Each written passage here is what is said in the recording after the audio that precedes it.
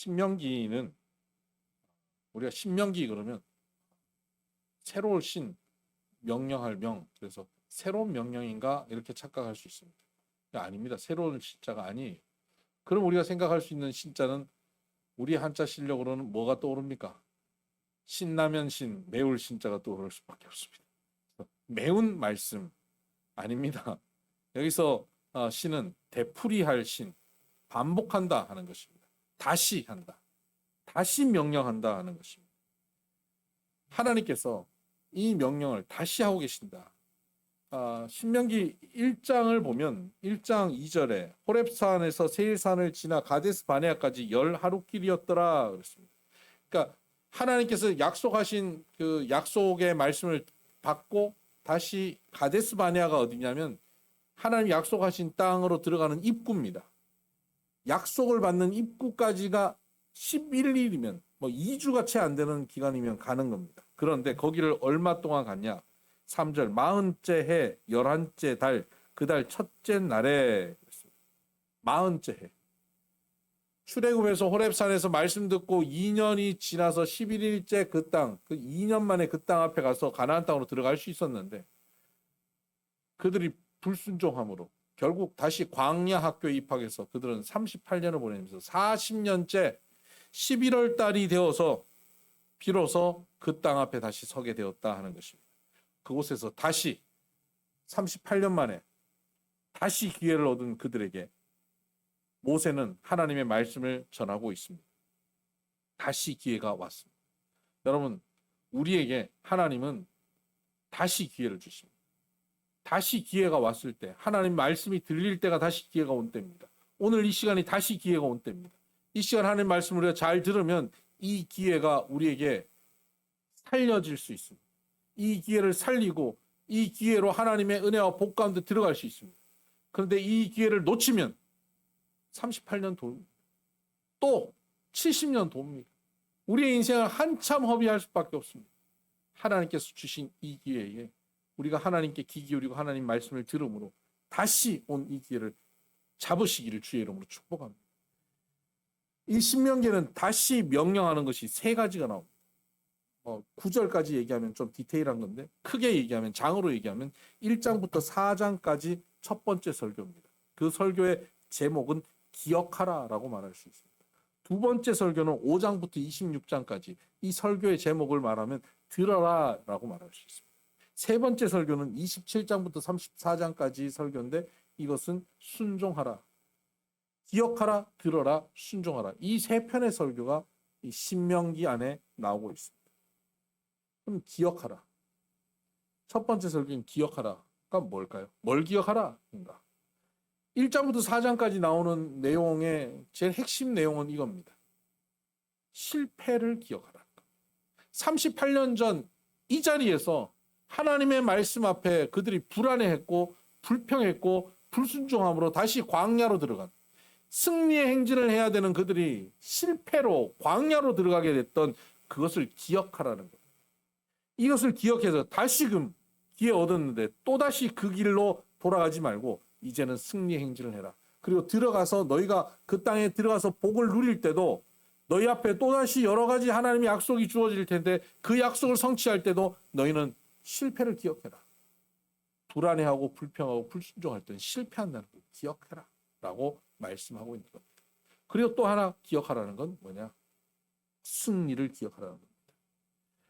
4절을 보면 1장 4절입니다. 그때에 모세가 헤스본에 거주하는 아모리 왕 시혼을 쳐 죽이고 에드레이에서 아스타롯에 거주하는 바산 왕 옥을 쳐 죽인 후라 모세가 요단 저쪽 모압 땅에서 이 율법을 설명하기 시작하였더라. 그랬어요.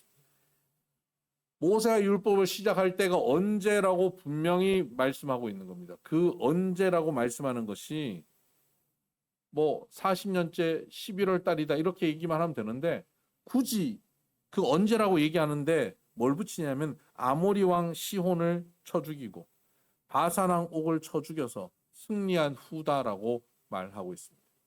지금 이스라엘 백성들이 가나안 땅으로 들어가면 그 앞에는 여리고성이 있습니다. 그리고 그 땅에는 가나안 족속들이 있고 많은 성들이 있습니다. 그 성들을 점령해야 돼요. 근데 그 성들이 강력합니다. 무섭습니다. 두렵습니다. 그때 뭘 기억해야 되냐면 전에 승리한 걸 기억하라. 바산왕 옥, 아모리 왕 시혼과 싸워서 승리한 걸 기억하라는 거예요. 우리는 어떤 것을 기억할 때, 과거에 하나님이 함께 하셨던 것을 기억할 때 곧 잠시 기억하고 말아요. 아, 그때 함께 하셨지? 감사하다. 그리고 시간 좀 지나가면 그 기억은 희미해지고 현재 만나는 문제만 분명한 거예요. 전에 그때도 그건 굉장히 어렵고 힘든 일이었는데 그 일을 지나왔던 것은 그건 잊어버려요. 그건 우연히 그랬지. 아, 그땐 감사하지. 그러나 지금 이 문제는 너무 큰 거예요. 이 문제 때문에 염려하는 거예요. 어떤 분이 저한테 기도 제목을 부탁해요. 목사님 기도 부탁합니다. 그리고 기도를 해요. 그럼 기도합니다. 그러다가 시간이 흘러서 그분을 만나서 물어봐요. 집사님, 그때 기도 부탁한 거 어떻게 됐어요? 그러면 아, 그거는 문제가 아니고요. 아, 이게 지금 문제예요. 이래요. 그 문제는 벌써 한 2주 전에 응답 받은 거야. 응답 받은 건 저한테 얘기도 안 하고 저는 엉뚱한 기도하고 있었던 거죠. 그냥 응답 받은 건데 응답 받았을 때 2주 전에 그거 응답 받고 기뻤겠죠. 감사했겠죠. 근데 감사한데 그거는 잊어버리고 지금 나타난 이 문제가 더 커서 이 문제로 인해서 불안해하고 불평하는 게 더 큰 거예요. 그때 뭘 기억해야 되냐면 이 문제를 바라보는 것이 아니라 그때 응답하셨던 하나님을 기억해야 돼요. 이걸 기억해야 된다고. 이스라엘 백성들에게 너희 앞에 있을 여리고를 바라보기 전에 바사랑 옥을 이겼던 것 기억하라는 거예요. 이게 얼마나 크고 놀라운 기억인지를 너희 잊지 마라 하는 겁니다. 여러분, 그들이 이 바사랑 옥, 헤스본 왕 시혼을 이긴 이 사건이 얼마나 대단한 사건이냐면요. 이 최근에 불과 몇 년 안 됐어요. 그 땅에 이 고고학자들이 발굴하다가 성들을 발굴하기 시작합니다.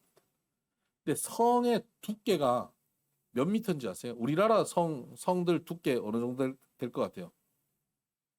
한 2m에서 3m 정도 되면 굉장히 큰 거죠. 성 두께가 뭐 이렇게 큰 거 아닙니까? 저기서 이쯤 되는 거는 굉장히 큰 건데 4,000년 전 성이니까 어떻겠습니까?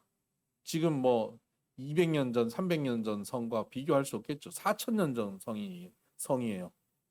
바산 왕의 성이, 아모리 왕 성이. 근데 그 성벽 두께가요, 9m예요. 9m. 엄청나게 커요. 그리고 성에 문이 있어요. 문 두께.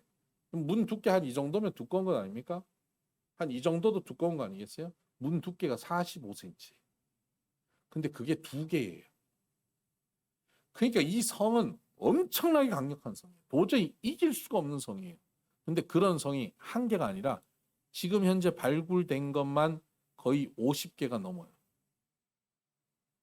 그런 성들이 가득한 곳을 이스라엘이 승리한 거예요. 무기도 변변치 않는, 제대로 군사훈련도 받아보지 못한 사람들이 승리한 거예요. 어떻게 승리한 걸까요? 하나님이 함께 하셔서 승리한 겁니다. 믿음으로 승리한 거예요. 우리 앞에 아무리 강력한 적이 있어도, 불가능한 문제가 있어도 하나님이 함께 하시면 승리한다는 것을 기억하라는 거예요. 너희 앞에 여리고성이 있을 거다. 가나안 백성들이 있을 거다. 두려울 거다. 그런데 바산 왕, 헤브론 왕, 바산 왕, 아모리 왕 시온을 이겼던, 헤브론 왕 시온을 이겼던 그 사건을 기억하라는 거예요. 기억해라. 그러면 하나님이 함께 하심으로 승리한다. 여러분, 우리가 승리할 수 있는 것은, 조건은 칼이 좋거나 뭐 창이 좋거나 군대가 강력하거나 해서 승리하는 게 아니에요. 하나님이 함께 하신다는 것을 기억할 때 승리하는 거예요. 이게 뭐냐? 믿음이라는 겁니다. 하나님이 함께 하신 걸 기억하는 게 믿음이에요. 여러분 앞에 앞으로 펼쳐질 많은 두렵고 염려스러운 일들이 있죠. 불안한 일들이 있죠. 앞으로 그게 과연 잘 될 것인가 하는 염려가 있을 수 있습니다. 논문은 내가 과연 잘 쓸 것인가? 취업을 잘 할 수 있을 것인가? 뭐 유학을 가서 내가 공부를 잘 할 수 있을 것인가? 뭐 사업을 내가 잘 할 수 있을 건가? 건강해질 것인가? 염려와 불안함이 있죠. 근데 과거에 함께 하셨던 그 하나님을 믿고 그 믿음으로 그 문제 앞에 나가는 거예요. 그러면 그 문제가 주 앞에서 주의 능력으로 해결되는 것입니다. 이걸 기억해야 하나님의 복을 누리게 된다는 겁니다. 두 번째는 5장부터 26장까지 이건 들으랍니다. 우리가 읽었던 말씀 6장 4절을 보면 이스라엘아 들으라 우리 하나님 여호와는 오직 유일한 여호와시니 그러죠. 이스라엘아 들으라. 이 들으라가 쉐마라고 하는 말입니다. 그래서 이스라엘 교육, 히브리 교육을 쉐마 교육이라고 하죠. 듣는 교육이죠. 하나님의 말씀을 듣는 것 이것이 핵심입니다. 하나님의 복을 누리는 데 있어서 우리에게 필요한 것은 하나님 말씀을 듣는 거예요. 그 들어라 이스라엘아 하고 말씀하시고 난 다음에 10절에 보면 그 듣는 이스라엘에게 어떤 복이 임하는지를 말씀하고 있습니다. 10절 내 하나님 여호와께서 내 조상 아브라함과 이삭과 야곱을 향하여 내게 주리라 맹세하신 땅으로 너를 들어가게 하시고 내가 건축하지 아니한 크고 아름다운 성읍을 얻게 하시며 내가 채우지 아니한 아름다운 물건이 가득한 집을 얻게 하시며 내가 파지 아니한 우물을 차지하게 하시며 내가 심지 아니한 포도과 감람나무를 차지하게 하사 하나님께서 이런 복을 주신다는 거예요. 언제? 하나님 말씀을 우리는 듣기만 하면 말씀을 듣고 있으면 이런 복이 주어진다는 사실입니다. 우리가 신앙생활하면서 해야 되는 열심히 해야 되는 것 우리 인생에 정말 유일하게 해야 되는 일이 딱 한 가지 있다라고 하면 하나님 말씀 듣는 일이에요. 말씀을 귀하게 여기는 거예요. 그것을 말씀을 귀하게 여기고 듣는 걸 뭐라고 얘기했냐면 그걸 하나님이 사랑하는 것이다라고 말씀하고 있습니다. 5절을 보면 너는 마음을 다하고 뜻을 다하고 힘을 다하여 내 하나님 여호와를 사랑하라. 하나님을 사랑하는 게 뭐죠? 말씀을 듣는 거예요. 그래서 예수님께서도 신약에 그렇게 말씀하셨습니다. 너희가 내 말을 듣고 행하는 것이 나를 사랑하는 것이다. 하나님의 말씀을 듣고 행하는 것, 말씀을 귀 기울이는 것, 마음을 다하고 뜻을 다하고 힘을 다해서 다른 거 열심히 하는 게 아니에요. 힘을 다해서 다른 게 아니라 하는 게 아니라 교회 나오는 거예요. 힘을 다해서 시간을 내서 말씀 듣는 거예요. 아무리 바빠도 하나님 말씀에 귀 기울이는 거예요. 아침 묵상 들어오는 거예요. 주일날 예배 참석하는 겁니다. 아무리 분주하고 아무리 바빠도 말씀에 귀 기울이는 그걸 가장 최우선으로 두는 겁니다. 그것이 우리가 이 땅을 살면서 해야 되는 유일한 일이라면 이것입니다. 이 일을 해야 합니다. 하나님께 나와 말씀 듣는 일. 그럼 이 말씀을 어떻게 들으라고 말씀하냐면 6절에 오늘 내가 내게 명하는 이 말씀을 너는 내 마음에 새기고 내 자녀에게 부지런히 가르치며 집에 앉았을 때에든지 길에 갈 때에든지 누워 있을 때에든지 일어날 때에든지 이 말씀을 강론할 것이며 너는 또 그것을 내 손목에 메어 기호를 삼으며 내 미간에 붙여 표로 삼고 또 내 집 문설주와 바깥문에 기록할지니라. 말씀으로 완전히 포위당하라는 거예요. 만나면 말씀 나누고 집에 들어오면 이쪽 저쪽에 말씀 붙여놓고 말씀에 귀 기울이라는 거예요. 요즘으로 치면 폰 있잖아요. 말씀 들으라는 거예요. 말씀 켜놓고 말씀 듣고 운전하다가 말씀 듣고 운동하면서 말씀 듣고 말씀 듣는 거예요. 말씀을 가까이 하는 거예요. 말씀을 묵상하는 겁니다. 우리 네이버 밴드의 아침 묵상 7시에 아침 묵상하면 거기 켜놓고 듣는 거예요. 하루를 그 말씀으로 시작하는 거예요. 말씀을 가까이 할 줄 아는 것. 이것이 하나님이 주시는 복을 누리는 길이에요. 우리 청년들 하나님 말씀을 가까이 할 줄 알아야 됩니다. 말씀을 묵상하고 말씀을 사모해야 돼요. 해우가 알바를 시작해서 좀 떨어진 지역에 방을 구해서 갔어요. 제가 그 방에 가봤어요. 마음에 흡족한 건 뭐냐면 그 우리 말씀 카드 있잖아요. 캘린더. 그걸 갖다 놨어요. 그걸 갖다 놨다고 흡족한 게 아니야. 그날 말씀이 펴져 있더라고요. 야, 이런 자세예요. 그걸 그렇게 되게 열심히 읽었을 거라고 그렇게 크게 기대하지는 않아요. 하지만 그걸 넘겼다는 거. 그게 말씀 듣는 자세고 그게 하나님을 사랑하는 표현이에요. 하나님을 사랑하는 표현을 가진 자에게 하나님은 복 주시지 않겠어요? 누가 나 사랑하는데 그 사람한테 잘해주고 싶지 않겠습니까? 우리가 하나님을 사랑하는 마음을 가질 때, 말씀을 들을 때 하나님은 우리에게 약속하신 복을 부어 주신다는 거예요. 귀를 기울여야 합니다. 설교를 들어야 돼요. 말씀을 읽어야 돼요. 말씀을 읽을 수 있는, 말씀을 가까이 할 수 있는 시스템 속에 들어있어야 돼요. 나 혼자 그냥 성경 읽고 나 혼자 기도하고 나 혼자 신앙생활해. 그거 안 돼요. 그래서 말씀을 가까이 하는 사람하고 가까이 있어야 돼요. 그럼 그 사람을 만나면 뭐 얘기하냐면 하나님 얘기예요. 믿음 얘기예요. 신앙 얘기예요. 말씀 이야기하는 거예요. 그 말씀을 나누는 공동체에 있는 것, 그것만으로 그것이 하나님을 사랑하는 태도입니다. 내가 하나님 얼마나 사랑하는지 아시죠? 나 하나님 엄청 사랑해요. 그 말 100번 해봐야 소용없어요. 말씀을 사모하는 공동체와 함께 커피 한 잔 마시는 것, 이것이 하나님을 사랑하는 태도예요. 말씀을 사랑하는 사람들과 함께 대화하는 것, 말씀의 공동체에서 말씀을 나누는 것, 이것이 하나님을 사랑하는 자세입니다. 이런 자세를 가진 자가 하나님의 복을 누립니다. 마지막 세 번째 설교는 27장부터 34장까지 설교 제목은 순종하라예요. 하나님 말씀에 순종하라. 27장 한번 볼까요? 27장 1절, 모세와 이스라엘 장로들이 백성에게 명령하여 이르되 내가 오늘 너희에게 명령하는 이 명령을 너희는 다 지킬지니라. 명령을 다 지키라고 말씀하고 있습니다. 이 명령을 다 지키면 어떻게 되죠? 28장 2절, 내가 내 하나님 여호와의 말씀을 청종하면 이 모든 복이 내게 임하며 내게 이르리니 성읍에서도 복을 받고 들에서도 복을 받을 것이며 내 몸의 자녀와 내 토지의 소산과 내 짐승의 새끼와 소와 양의 새끼가 복을 받을 것이며 내 광주리와 떡반죽 그릇이 복을 받을 것이며 내가 들어와도 복을 받고 나가도 복을 받을 것이니라. 복 받을 게 없어서 떡반죽 그릇도 복 받고요, 짐승도 복 받고 들어가도 복 받고 나가도 복 받는데 복이 흘러 넘쳐버리는 거죠. 어떻게 할 때? 하나님의 말씀을 청종할 때, 순종할 때. 하나님의 말씀을 듣고 지킴, 순종하는 사람이 이 복을 받습니다. 그래서 이스라엘 백성들에게 다시 기회를 주시면서 너희가 복 받았으면 좋겠는데 어떻게 해야 되냐? 순종해야 된다. 그래서 하나님은 이 순종하게 하기 위해서 신명기를 주시는데 신명기의 글의 양식을, 글의 방식, 글의 양식을 순종할 수밖에 없는 양식으로 주셨어요.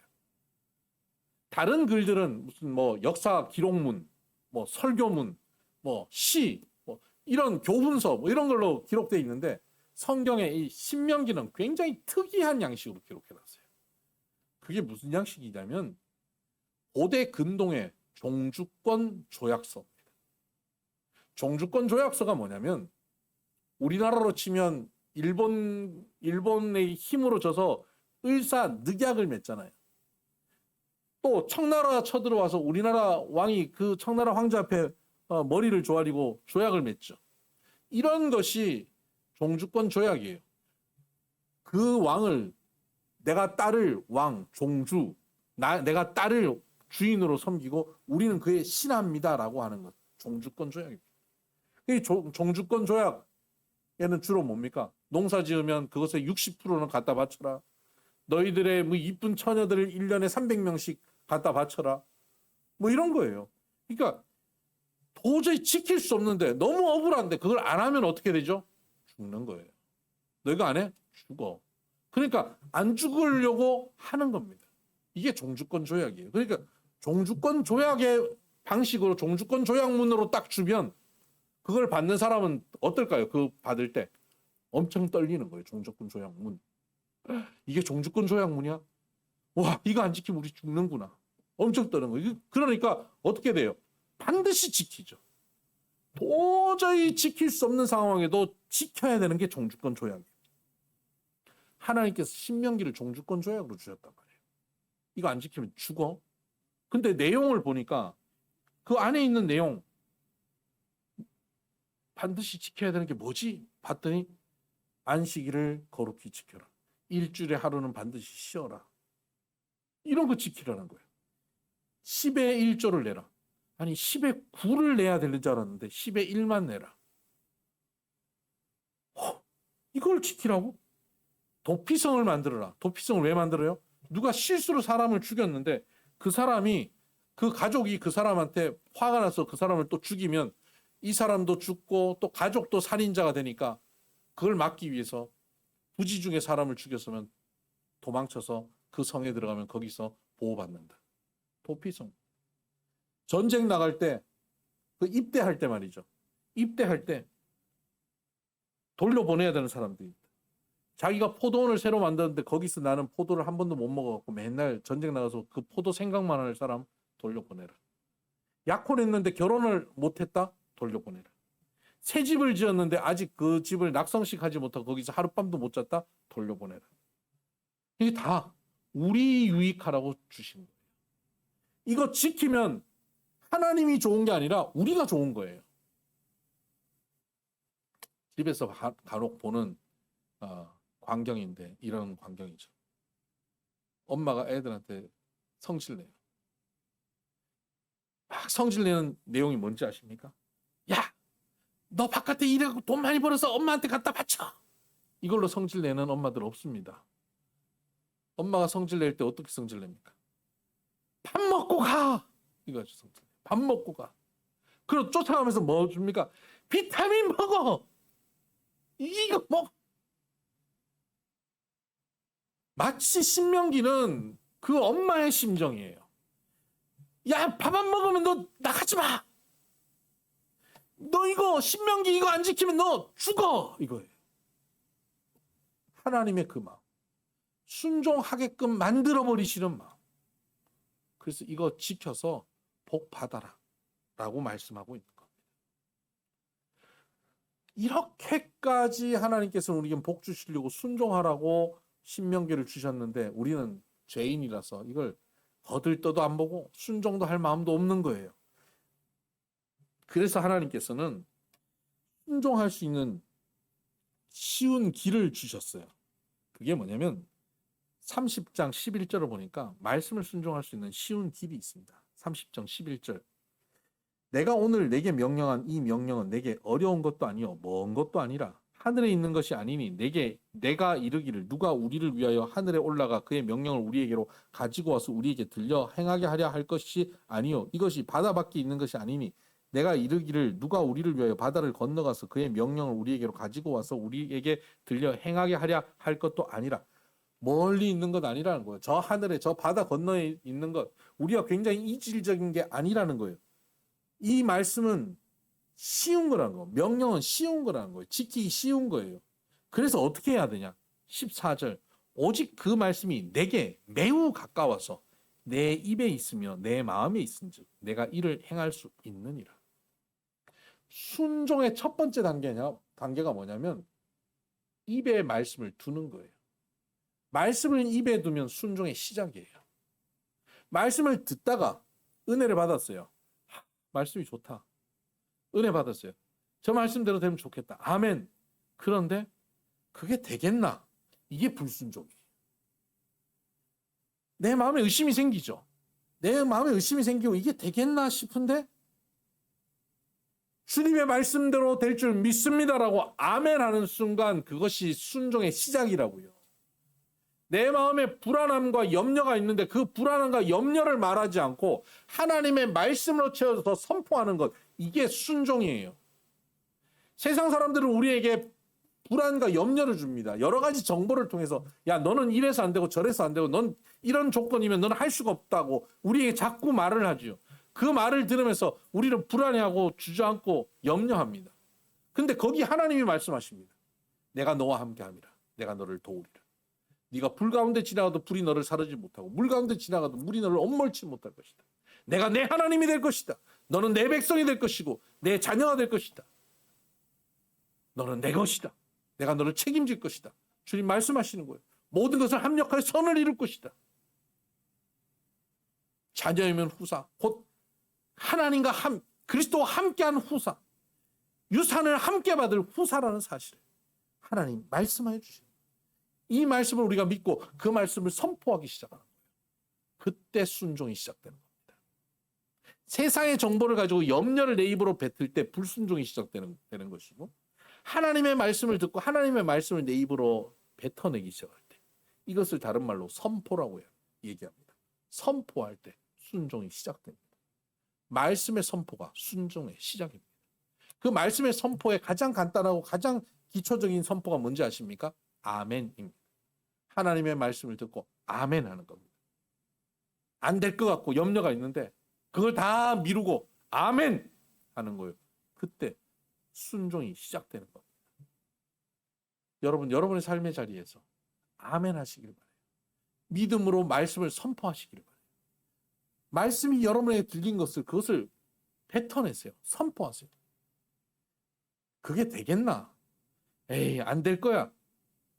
그거 안 될 것 같고 되겠나 싶은 그런 염려가 있는 거, 그 마음에 있는 거 그걸 밖으로 내지 마세요. 그게 되겠나 싶은 것이 있어도 아멘 하고 선포하시고 믿음으로 될 줄 믿습니다라고 선포하세요. 하나님이 복 주신다 약속하셨다고 선포하세요. 나는 들어가도 복 받고 나가도 복 받을 거야 라고 선포하세요. 하나님의 말씀을 선포할 때 순종이 있는 거예요.